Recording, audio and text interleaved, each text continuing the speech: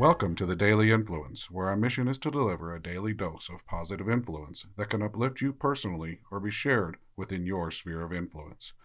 While not every episode may directly apply to your unique circumstances, we strive to provide insights and inspiration relevant to most people's daily, weekly, and monthly lives. Whether you are tuning in during the morning, noon, or night, the Daily Influence is here for you. Listen, share, and embrace the power of influence in your life. Hey everybody, Brian Smith here with the Iron Team series and the Daily Influence, and we are going to wrap up our lengthy segments on individual responsibility. And we began this almost 10 episodes ago with just understanding what individual responsibility is and defining again the word individual in our area of influence and how we really think people should view what individualism is and what it is to be individual. Obviously, when I'm alone right here, I have individual influence, but when I work together with my team, with the people of our organization, or with my clients, we are together, one to many of us individual, and we are working individually together towards common goals. And I have specific responsibilities within those environments. And then as a group, we have a responsibility. And the responsibilities may be the same. They also may be very different, as each of us is tasked with whatever we add to, whatever influence we add within our area of influence. The responsibility can be separate, and collectively might be something even much larger. Um, the influence of leadership doesn't just come from the boss, and I don't like that word. I've shared that I don't like the word boss, but each of us has an opportunity to be a leader. I shared with you about how out in our warehouse, how we have a person who just didn't feel like they were the boss. They didn't feel like they had a right to tell people what was important to them in their area of influence. And I had to share that even myself as owner of the company, when I'm in her area of influence, she's the boss. She is the leader. And she's the one that I have to listen to because she knows where everything is out there. She knows where the inventory is. She knows what's safe, what's not safe, what equipment can be around. She knows where things belong. And I have to defer to her. And that goes with all of us in specific areas of influence that we deal with. We find ourselves moving in and out of places where we may or may not have complete understanding. And we should defer to those people who do to lead us through those engagements, through those areas of influence. And we should be ready to take responsibility for that leadership, regardless of who we are. I don't care if you're a warehouse manager, a ditch digger, a garbage collector. When you're in your area of influence and there are people around you who aren't used to being in that area, you need to become a leader. You become responsible for them at that time. When we don't, then there's a failure of that responsibility. And there are many ways for us to fail our responsibility of influence. Lack of communication, lack of follow through, inconsistency. We talked about all of these things. And being specific in our expectations, being specific in our replies, being specific in the way we communicate can really help us not fail in our areas of influence, which those areas of influence are our responsibility. Doesn't matter what we do. You're either responsible for maintaining your job, your position, whatever your position is. Maybe it's a household. Maybe it's you watch children. Maybe you're raising children. Maybe you're a grandparent now.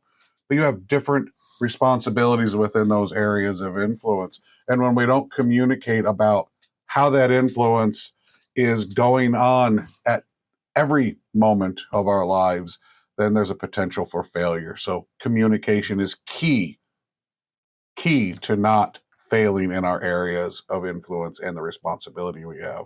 And when we make mistakes, own them. We all make mistakes every day.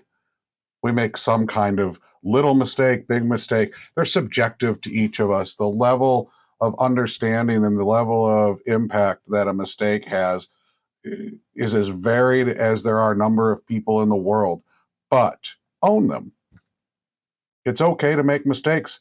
When you own them, you can learn from them. And when we learn from them, we get back to being responsible, learning, getting better, helping others learn from our mistakes. Our whole body of work within our books here is about teaching people from the mistakes that I have made and that my team has made throughout the 27 years we've been in business.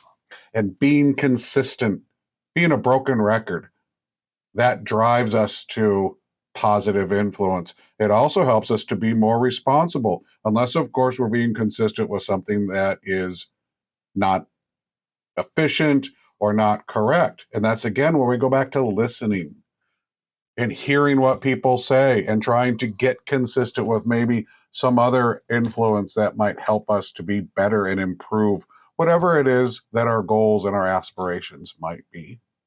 When we have that consistency, we can have this personal and work life balance. And it's really important that we are consistent and challenging, that we have this kind of balance, that we understand what the balance of our lives are, how much effort to give so that we don't give too much or too little, so that we don't ignore.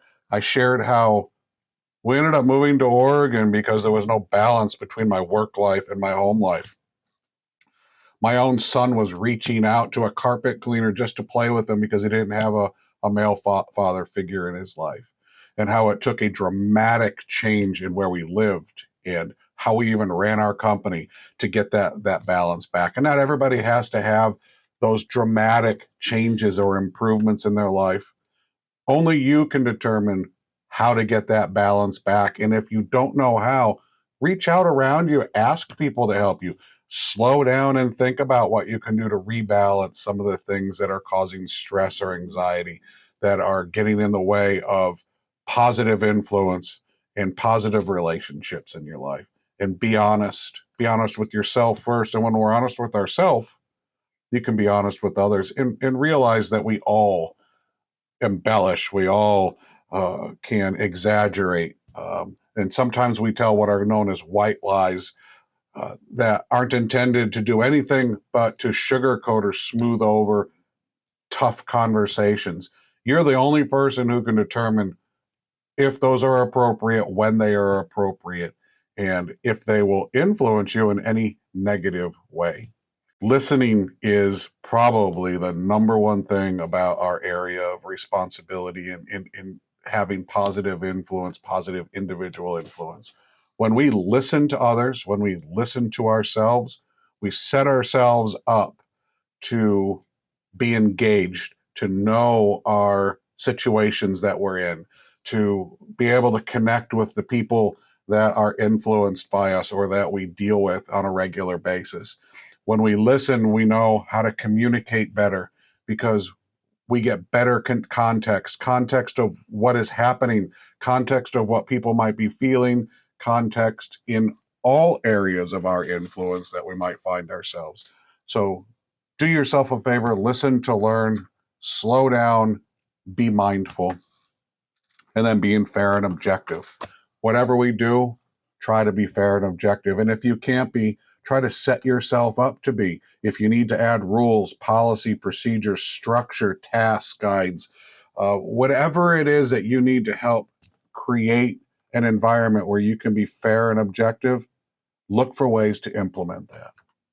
I hope that you have a great day. We are moving into pitfalls and how to understand the pitfalls that we create in our life or that are created for us by others, and what to do about those pitfalls when we come to them so that we can maintain around us a positive individual influence in whatever area of influence we find ourselves.